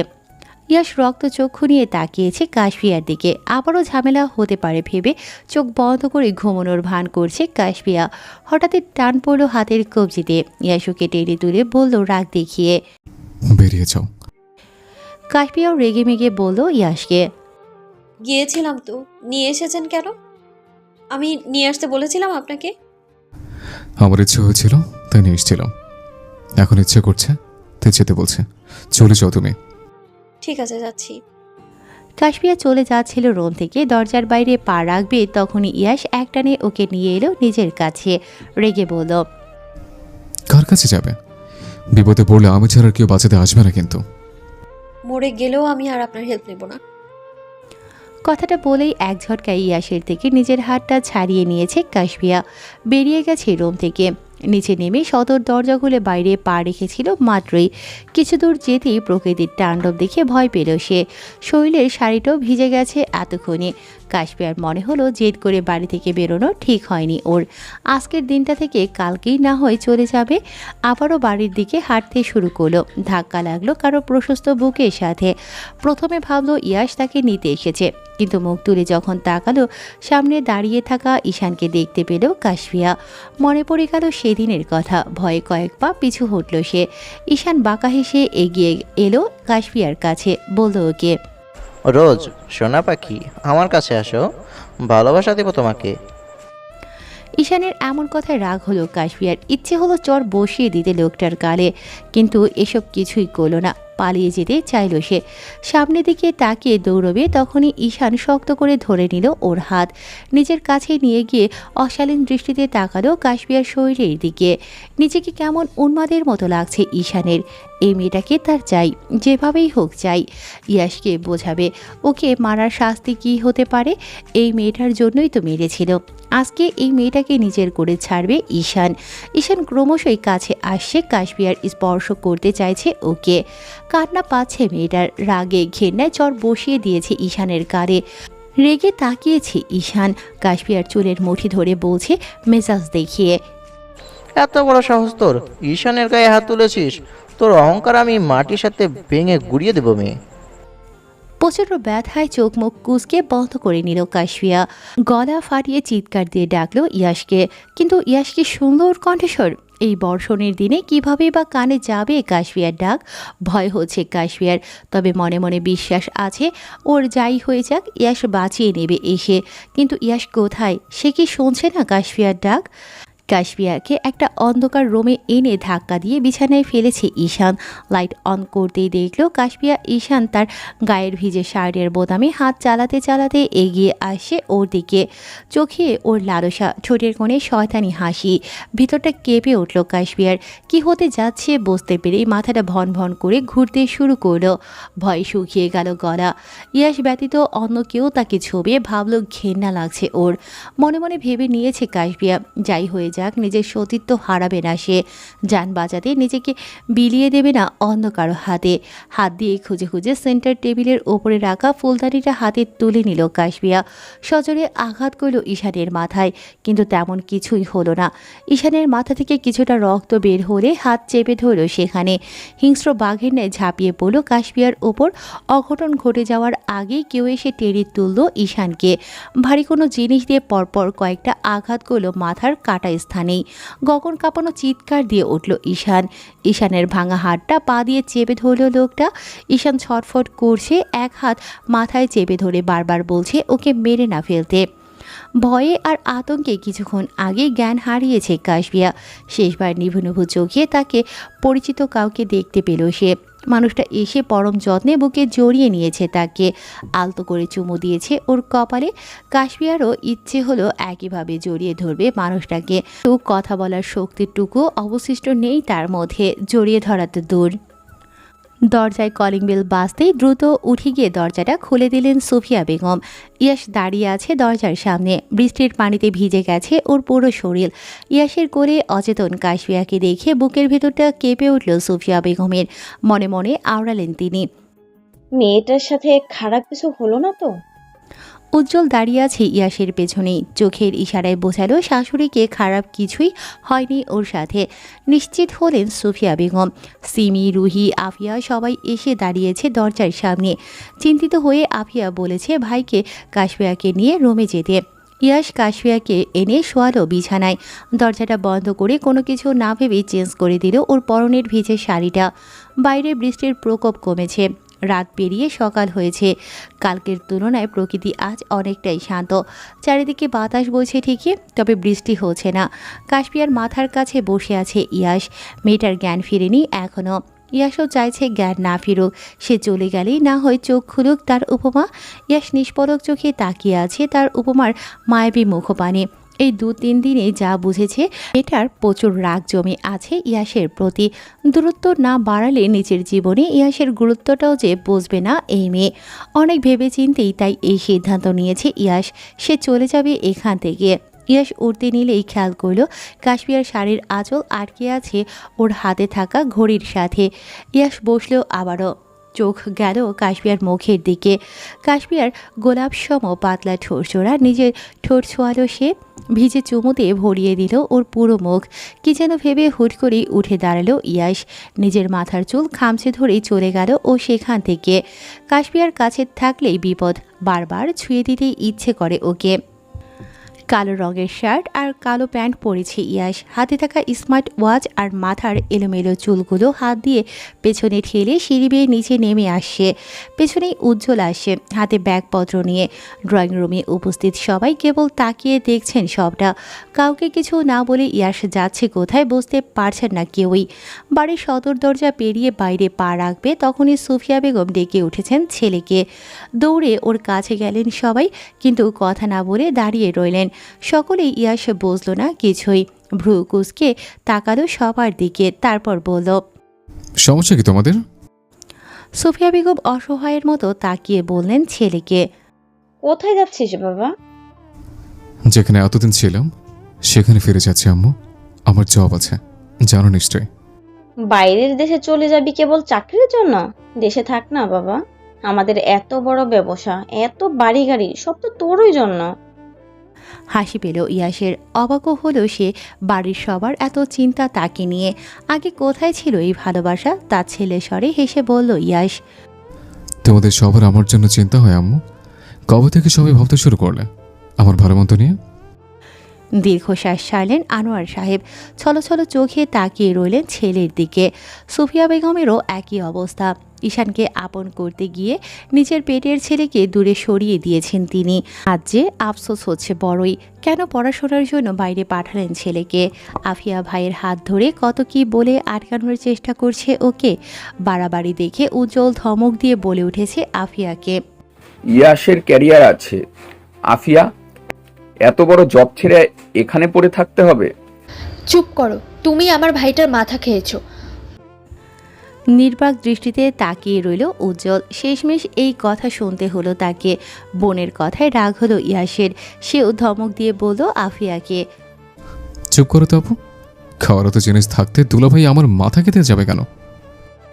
চুপ করে গেল আফিয়া। পাশেই দাঁড়িয়ে থাকা সিমির মাথায় হাত বুলিয়ে দিয়ে ওকে সুন্দর মতো পড়াশোনা করতে বলে চলে গেল ইয়াস বাড়ি থেকে বেরিয়ে। কান্না শুরু করে দিলেন সুফিয়া বেগম। এত কিছু করেও ছেলের মনের ভুল ধারণা ভাঙতে পারলেন না তিনি। আবার কবে ফিরবে ওনার ছেলে? কবে বা মা বাবা পরিবারের প্রতি অভিমান শেষ হবে তার? ইয়াসের জিনিসপত্র সব গাড়িতে তুলে দিয়েছে উজ্জ্বল। এয়ারপোর্ট পর্যন্ত সে যাবে ইয়াসের সাথেই। গাড়িতে উঠে বসেছে ইয়াস। ড্রাইভারের পাশের সিটটাতেই বসেছে সে, আর পেছনে উজ্জ্বল। সামনের মিররের দিকে খেয়াল করলো ইয়াস। পেছনেই দাঁড়িয়ে আছে রুহি। ইয়াসের মনে হলো রুহি কিছু বলতে চায় ওকে। উজ্জ্বলকে বসতে বলে নামলো গাড়ি থেকে। এগিয়ে গিয়ে দাঁড়ালো রুহির সামনে। ইয়াস কিছু বলবে তার আগেই বলল রুহি, শেষবারের মতো একটা জিনিস চাইবো ইয়াস, দিবে আমাকে? বনিতা না করে বলল ইয়াস। কি চাই? ইয়াসের দিকে কিছুটা এগিয়ে গেল রুহি। ইয়াস দাঁড়িয়ে আছে, তার আগের অবস্থা নেই। রুহি নিজেকে স্বাভাবিক করে বলল ইয়াসকে, তোমার ভালোবাসা চাই ইয়াস, একটু ভালোবাসা দিবে আমাকে? তুমি অন্যের জেনো আমি প্রতিনিয়ত অন্যায় করেছি তোমাকে ভালোবেসে। তুমি সামিল হও না আমার অন্যায়, একটু ভালোবাসো না আমাকে। তুমি নামক শূন্যতা যে আমাকে প্রতিনিয়ত গ্রাস করছে, আমি বেঁচে থেকেও মরে যাচ্ছি। বুঝতে পারছো না তুমি? কেন একটু ভালোবাসা যায় না আমায় ইয়াস? অন্য সময় ইয়াস চুপ থাকলেও এবার রাগ হচ্ছে ওর। রুহি তো জানে ইয়াস কেমন। ওর মন জুড়ে কেবল উপমাই আছে। কেন বাচ্চামি করছে রুহি? ইয়াস রেগে কিছু বলতে নিলে হু হু করে হেসে উঠল রুহি। হাসতে হাসতে কিছুটা পিছিয়ে গিয়ে বলল ইয়াসকে, তুমি কি ভাবলে ইয়াস আমি এগুলোই বলতে এসেছি তোমায়? না না, রোহি তোমাকে ভুলে গেছে। তার মনে জন্ম নেওয়া তোমার প্রতি সব ভালোবাসার মৃত্যু ঘটেছে। খুশি হয়েছো তুমি? কথা নেই ইয়াসের মুখে। কী বা বলবে ইয়াস? এটাই যে চরম সত্যি, যে যাকে চায় সে কখনোই তাকে পায় না, তার প্রতি ভালোবাসা জন্মে না। এই যে ইয়াসই নিজের সবটুকু দিয়ে ভালোবাসে উপমাকে। সে তো বোঝে না ইয়াসের ভালোবাসার গভীরতা। রুহিকে বরাবরের মতোই বলল ইয়াস, অপাত্রে ভালোবাসা দান করবে কেন রুহি? তুমি বরং তাকেই ভালোবাসো যে তোমাকে তোমার মতো করেই ভালোবাসবে, চাইবে, আগলে রাখবে নিজের শেষ নিঃশ্বাস পর্যন্ত। মুস্কি হাসল রুহি। মাথা নাড়িয়ে কেবল সায় জানালো ইয়াসের কথায়। ইয়াসও হাসলো ওর হাসির উত্তরে। চলে গেল ইয়াস। রুহি তাকিয়ে রইল ওর যাওয়ার পানে। রুহির এই মন ভোলানো হাসির পেছনে যে চাপা কষ্ট লুকিয়ে তা কি বুঝল ইয়াস? হয়তো না। সামনের মানুষটা জানলও না মেয়েটার ভেতর পড়ছে তার বিরহে। জ্ঞান ফিরেছে কাশফিয়ার। আশেপাশে তাকিয়ে বুঝলো রুমটা ইয়াসের। বাড়ির সবাই ঘিরে রেখেছেন ওকে। কাশফিয়া তবে ভুল দেখেনি, মানুষটা ইয়াসই ছিল। বিপদে পড়লে ওই মানুষটা ছাড়া কেই বা সাহায্য করবে ওকে? কাশফিয়া খুঁজলো ইয়াসকে, কিন্তু সবাই থাকলেও ইয়াস নেই সেখানে। উজ্জ্বল দাঁড়িয়ে আছে দরজার সামনে। ইয়াসের সাথে যাওয়ার কথা থাকলেও ইয়াস ওকে বাড়ি ফিরিয়ে দিয়েছে কোনো একটা কাজে। উজ্জ্বলও ওকে বিদায় জানিয়ে চলে এসেছে নিজের দায়িত্ব পালন করতে। উঠে বসল কাশফিয়া। সুফিয়া বেগম দ্রুত গিয়ে বসলেন বৌমার পাশে। আফিয়া গরম স্যুপ নিয়ে এসেছে ওর জন্য। মুখে তুলেও দেখেনি কাশফিয়া। পুরো রুমে চোখ বুলিয়ে দরজার দিকেই তাকিয়ে রইল সে। হয়তো আশা করছে ইয়াস আসবে। কাশফিয়া ওর কথা অমান্য করেছিল বলে বড়সড় ধমক দেবে ওকে, কিন্তু আসছে না ইয়াস। ইয়াস কোথায়? একবারও আসলো না কেন তার উপমাকে দেখতে? ইয়াসকে তবে রাগ করল? ভাবনায় ছেদ পড়ল কাশফিয়ার। সুফিয়া বেগম ওর মাথায় হাত বুলিয়ে আদুরে গলায় বললেন, কাকে খুঁজছো মা? কাশপিয়া সব লজ্জা সংকোচ ভয় একদিকে সরিয়ে দিয়ে বলল। আপনার ছেলে কোথায় আম্মু? দীর্ঘশ্বাস ছাড়লেন সুফিয়া বেগম। ইয়াস তবে কাশফিয়াকেও বলে যায়নি কিছু। মায়ের চুপ থাকা দেখে বলল আফিয়া। ও চলে গেছে কাশফিয়া। বুকের ভেতরটা মোচড় দিয়ে উঠল কাশফিয়ার। ইয়াস চলে গেছে মানে? কোথায় চলে গেছে তাকে ছেড়ে? দ্রুত বিছানা থেকে উঠল কাশফিয়া। ওর ভয়ার্ত মুখশ্রীর দিকে তাকিয়ে আছেন সবাই। কথাটা যে ও মানতে পারেনি, বুঝতে বাকি নেই কারোর। কাশফিয়া বলল আফিয়ার সামনে দাঁড়িয়ে। চলে গেছেন মানে? কোথায় চলে গেছেন আপু? আমাকে বলো কোথায় গিয়েছেন উনি, আমিও যাব ওনার কাছে। চোখ জোড়ায় পানি জমলো আফিয়ার। কষ্ট হলো কাশফিয়ার অবস্থা দেখে। সুফিয়া বেগম এসে দাঁড়িয়েছেন বৌমার পাশে। শান্ত হতে বললেন কাশফিয়াকে, কিন্তু কাশফিয়া যে শান্ত হতে পারছে না। ওর পাগল মনটা বারবার খুঁজে চলেছে ইয়াসকে। উজ্জ্বলের গম্ভীর কণ্ঠ কানে আসলো সবার। কাশফিয়াকে উদ্দেশ্য করে বলল সে। ইয়াস চলে গেছে কাসফিয়া, ওর কাজের জগতে ফিরে গেছে। যাওয়ার আগে আমাকে বারবার বলে গেছে তোমার কলেজের কাছে হোস্টেলেতে তোমাকে রেখে আসতে। ইয়াস নিয়ম করে টাকা পাঠাবে প্রতি মাসে, তোমাকে মন দিয়ে পড়াশোনা করতে বলেছে। দপ করে বিছানায় বসে পড়ল কাশফিয়া। চোখ বেয়ে পানি পড়ছে ওর। ইয়াস ওর মনটা দখল করে বলেছে মন দিয়ে পড়াশোনা করতে। যে মনে ইয়াস আছে সে মনে অন্য কিছু বসাবে কি করে? কাশফিয়া তো নিজের ভুল বুঝেছে। ইয়াসের থেকে দূরে সরে গিয়ে বুঝেছে ইয়াস ব্যতীত ওর আপন কেউ নেই। তাহলে ইয়াস কেন বুঝলো না কাশফিয়া কষ্ট পাবে ও চলে গেলে? কেন ছেড়ে চলে গেল ওকে? সবাই বোঝাচ্ছে কাশফিয়াকে, শান্ত হতে বলছে ওকে, কিন্তু ছোট্ট মনটা যে ভেঙে চুরে চুরমার হয়ে গেছে ওর। যেদিকে তাকাচ্ছে ইয়াসকে যে দেখছে, কি যেন ভেবে চোখের পানি মুছে নিল কাশফিয়া। সিঁড়ি বেয়ে নিচে নেমে বেরোলো বাড়ি থেকে। চারদিকে খুঁজলো ইয়াসকে, না পেয়ে আশাহত হয়ে বসে পড়ল খোলা রাস্তাতেই। আকাশে মেঘ ডাকছে তখন। প্রকৃতি জানান দিচ্ছে বৃষ্টি হবে এখনই। ভাবতে না ভাবতেই শুরু হলো তুমুল বর্ষণ। বৃষ্টির পানি ভিজিয়ে দিল কাশফিয়ার পুরো শরীর। ঝড় তুফান ভয় পায় কাশফিয়া, কিন্তু আজ কি হলো ওর? অষ্টাদশীর মন জুড়ে যে তোলপাড় চলেছে তার কাছে তো ঝড়ের তাণ্ডব কিছুই না। কাশফিয়া যে শেষ হয়ে যাচ্ছে ভেতরে ভেতরে। ইয়াসকে সে পাবে কোথায়? কষ্ট পেলে কেই বা সান্ত্বনা দেবে তাকে? ভয়ে গলা শুকিয়ে আসলে কার বুকে ঠাঁই পাবে সে? ভুল করে কার ধমকে চুপ করে যাবে? আজ নিজেকে অসহায় লাগছে কাশফিয়ার। সবাই কেন ছেড়ে চলে যায় ওকে? বাবা মা ভাই, এখন ইয়াস। লম্বা একটা জার্নির পর লন্ডনের মাটিতে পা রাখলো ইয়াস। চারিদিকে তাকিয়ে যখন সামনে তাকালো দেখলো কিছু পরিচিত মুখ। ইনায়া ছুটে এসেছে ইয়াসের কাছে। এক গাল হেসে প্রশ্ন করলো ইয়াসকে, তা প্রফেসর সাহেব, কেমন হলো বাংলাদেশ ভ্রমণ? বাংলাদেশের কথা উঠতেই ইয়াসের মাথায় আসলো উপমা নামটা। একদিন তো পেরিয়ে গেছে। উপমা নিশ্চয়ই জেনেছে ইয়াস চলে এসেছে তাকে ছেড়ে। সে কি কষ্ট পেয়েছে ইয়াসের চলে আসায়? সে কি অনুভব করতে পারছে ইয়াসের শূন্যতা? হয়তো না।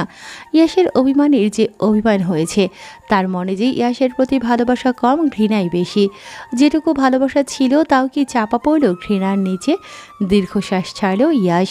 ইনায়ার প্রশ্নের উত্তর না দিয়ে ঠাট্টার স্বরে বলল ওকে, ওসব কথা পড়ে, তোর প্রেম কেমন চলছে বল। মুস্কি হাসলো ইনায়া। হয়তো লজ্জা পেলেও ইয়াসের কথায় কথা কাটালো অন্য কিছু বলে। ইয়াস বুঝলো ইনায়া লজ্জা পেয়েছে ওর কথায়। হাসলো মনে মনে। কয়েক পা এগোতেই এক 20-21 বছর বয়সী মেয়ে এসে দাঁড়িয়েছে ইয়াসের সামনে। পরনে সাদা কালো টপস আর গলায় ঝোলানো কালো স্কার্ফ। ঠোঁটের কোণে হাসি লেগে আছে মেয়েটার। একটা ফুলের তোড়া ইয়াসের দিকে বাড়িয়ে দিয়ে হাসি মাখা মুখ করে বলল সে, ওয়েলকাম স্যার। ইয়াসও হাসলো মেয়েটার হাসির উত্তরে। ফুলের তোড়াটা নিয়ে ধন্যবাদ জানালো মেয়েটাকে। ভালো মন্দ জিজ্ঞেস করে ওদের নিয়ে আসা গাড়িটাতে উঠে বসলো সে। আপাতত তাকে বাসায় যেতে হবে। লম্বা একটা শাওয়ার নিয়ে ঘুম দিতে হবে, নইলে যে মাথা ঠিক হবে না ইয়াসের। ইয়াসের ডুপ্লেক্স বাড়ির সামনে এসে থামলো কালো রঙের মার্সিডিস কারটা। কারটা অবশ্যই ইয়াসেরই। ইনায়ের কাছে বাসার চাবি থেকে শুরু করে সব কিছুই রেখে গিয়েছিল। গাড়িটা নিয়ে এতদিন ইচ্ছে মতো ঘুরেছে ইনায়া। আজকে যার জিনিস তাকেই ফিরিয়ে দিল সে। ইনায়া বাসায় ঢুকলো না আর। ইয়াসের ফ্ল্যাট থেকে কিছু দূরে গেলেই ইনায়াদের ফ্ল্যাট। ইয়াসের ফ্ল্যাটের ছাদ থেকে স্পষ্ট দেখা যায় ওর রুমের ব্যালকনি। তাই আর গাড়ি নিল না এনায়া, হেঁটেই চলে গেল নিজের ফ্ল্যাটে। ইয়াসে নামতেই ওর বাসা থেকে বেরিয়ে এলেন মধ্যবয়স্ক এক ভদ্রলোক। উনি শুরু থেকে আছেন এখানে। ইয়াসের অনেকটা সময় কাটে ওনার সাথেই। ভদ্রলোককে দেখেই ইয়াস হাসলো। ভালো মন্দ জিজ্ঞেস করলে সুন্দর মতোই উত্তর দিলেন তিনি। গাড়িতে রাখা ইয়াসের ব্যাগপত্র সব নামিয়ে নিয়ে গেলেন বাড়ির ভেতরে। ইয়াস চলেই যাচ্ছিল, ওর থেকে কিছু দূরে দাঁড়িয়ে থাকা মেহেক বলে উঠল তখন, আমরা আসবো স্যার। ইয়াস তাকালো, মাথাটা ঘুরিয়ে দেখল সাইফান আর মেহেক দাঁড়িয়ে আছে ওর পেছনে। ইনার সাথে ওরাও গিয়েছিল ইয়াসকে আনতে। তখন ফুলের তোড়া দিয়ে ওয়েলকাম করেছিল মেহেকই। মেহেক অফ সাইফান দুজনেই ইয়াসের স্টুডেন্ট। মেহেক মেয়েটা একা হলে কখনো ওর ডাকে সাড়া দিত না ইয়াস, তবে সাইফান আছে তাই আসতে বলল ভেতরে। ঠোঁটের হাসি চওড়া হলো মেহেকের। মনে হলো ইয়াসের এই অনুমতির অপেক্ষাতেই ছিল সে। যদিও এখন থেকে ইয়াসের সাথে দেখা হবে প্রতিদিন, কিন্তু কাছ থেকে দেখার ফিলিংস তো আলাদা। এই ভেবে ছুটল ইয়াসের পিছু পিছুই। সাইফানও এলো। ভেতরে ঢুকেই কোনো দিকে না তাকিয়ে ওয়াশরুমে চলে গেল ইয়াস। লম্বা একটা শাওয়ার নিয়ে ফিরে এলো আবার। বিছানার পাশটাতেই দাঁড়িয়ে আছে ইয়াস। কি যেন ভাবতে ভাবতে ধপ করে শুয়ে পড়ল। মাথার পেছনে 2 হাত দিয়ে চোখটা বন্ধ করলো ঘুমোবে বলে। কিন্তু একই হলো, চোখের সামনে উপমা এসে ঘোরাঘুরি করছে কেন? কেন ওর হাসি মাখা মুখ, চঞ্চল হরিণের মতো চোখ দুটোর চাহনি বারবার ভেসে উঠছে চোখের সামনে। আচ্ছা, ইয়াসের উপমা ভালো আছে তো? ইয়াসের চলে আসার সে কি কষ্ট পেয়েছে? মেয়েটা যে বড্ড চঞ্চল। ভুল করে পদে পদে ইয়াসকে তাকে ছেড়ে চলে এসে ভুল করলো। হুট করে ইয়াসের মাথায় আসলো ঈশানের কথা। পুরনো আঘাতপ্রাপ্ত জায়গায় পরপর এতগুলো আঘাতে নিশ্চয়ই আধমরা হয়ে পড়ে আছে এখনও ওই পরিত্যক্ত বাড়িতে।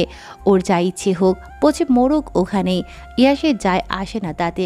কিন্তু কোনোভাবে সুস্থ হয়ে যদি আবারও উপমার দিকে হাত বাড়ায়, কথাটা ভাবনায় আসতেই কপালে ভাঁজ পড়ল ইয়াসের। উঠে বসে হাতে নিল ফোনটা, ভাবলো কল দেবে উজ্জ্বলকে।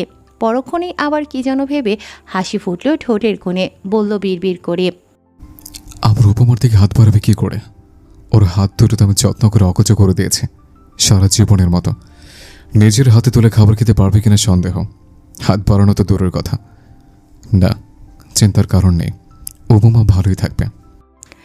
ইয়াস রেখে দিল ফোনটা। বিছানায় শুয়ে চোখটা বন্ধ করবে তখনই কানে আসলো ফোনের রিংটোনের আওয়াজ।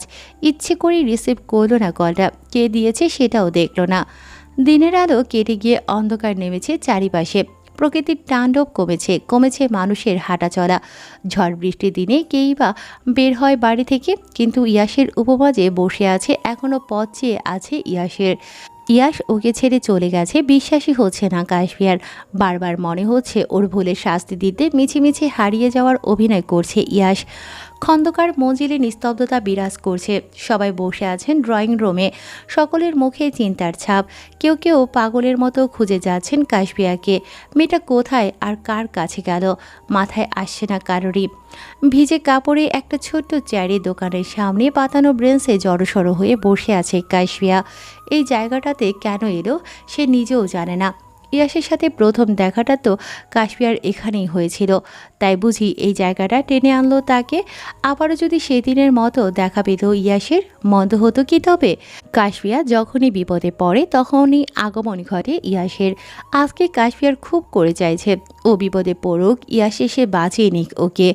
ভাবনায় ছেদ পড়ল কাশফিয়ার। চায়ের দোকানের ভদ্রলোক 1 কাপ গরম চা এনে ধরলেন ওর চোখের সামনে, বললেন আদুরে গলায়, খেয়ে নাও মা, তোমার চেহারা দেখে বোঝা যাচ্ছে তুমি ক্ষুধার্ত। কাশফিয়া তাকালো ওনার দিকে। ভদ্রলোক কথার উত্তরে মুচকি হাসল কেবল।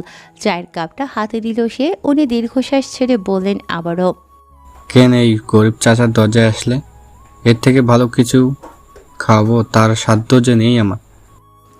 কাশফিয়া কৃতজ্ঞতার দৃষ্টিতে তাকালো ওনার দিকে। ভদ্রলোকের ব্যবহারেই বারবার মুগ্ধ হয় সে। মাঝে মধ্যেই কলেজ থেকে আসার সময় এখানে বসতো, গল্প করত ওনার সাথে। সেদিনও তো ওনার আগতি মিনতি দেখে ইয়াস ছুটে এসেছিল ওকে বাঁচাতে। কাশফিয়া উঠতি নিলেই বলে উঠলেন ভদ্রলোক, জামাই কোথায় মা?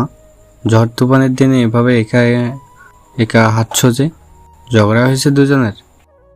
দীর্ঘশ্বাস ছাড়ল কাশফিয়া, বলল ওনাকে, উনি হারিয়ে গেছেন চাচা, আমার থেকে অনেক দূরে চলে গিয়েছেন উনি। ঝগড়া হবে কি করে? আমার যন্ত্রণায় অতিষ্ঠ হয়ে বোধহয় উনি পালালেন। দোকানে বসে থাকা ভদ্রলোক তাকালেন কাশফিয়ার দিকে।